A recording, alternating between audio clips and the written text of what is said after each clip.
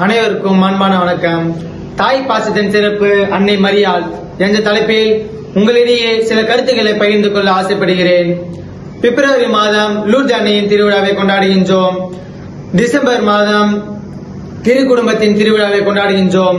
இறை அன்னையின் திருவிழாவையும் ஜனவரி மாதம் முதல் நாளில் கொண்டாடுகின்றோம். தாயின் உயர்வை மகிமை திருச்சபை இவ்விழாக்களின் மூலம் நமக்கு நினைவூட்டுகின்றன. ஒரு குழந்தையை வளர்ப்பதில் தாயின் பங்கு மிகவும் முக்கியமானது. குழந்தை இயேசுவை பக்தியில் வளர செய்ய அன்னை மரியாள் பல உத்திகளை பயன்படுத்தியிருப்பாள். 5 வளையாதது 50 வளையுமா என்ற பழமொழியின் தத்துவத்தை குறிப்பிடும் பொழுது 5 என்பது 5 வயதை குறிப்பிடவில்லை.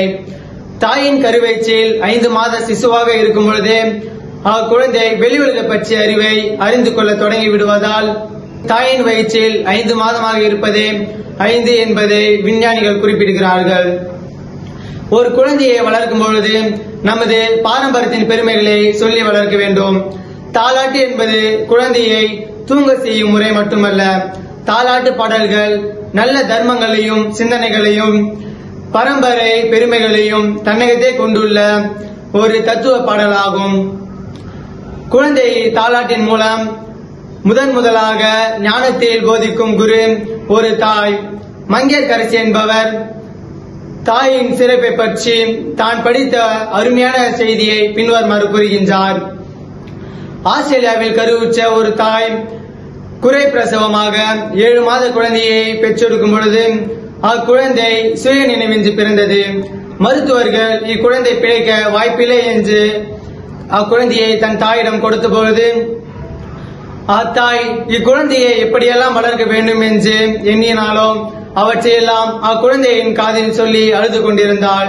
2 மணி நேரம் தன் அரவணைப்பில் அக்குழந்தையை வைத்துக் கொண்டிருந்த தாய் அக்குழந்தையின் அசைவை கண்டு மருத்துவர்களை அழைத்து தன் குழந்தை பிழைத்துக் கொண்டதை அறிவித்த பொழுது மருத்துவர்களும் இது மிகப்பெரிய மருத்துவ அதிசயம் என்று கூறி இறைவன் கருணையும் ஒரு குழந்தையை பிழைக்க செய்யும் என்பது புராண காலத்தில் மட்டுமல்ல இன்றும் நடைபெறும் என்பதற்கு சான்றுதான் இச்செய்தி.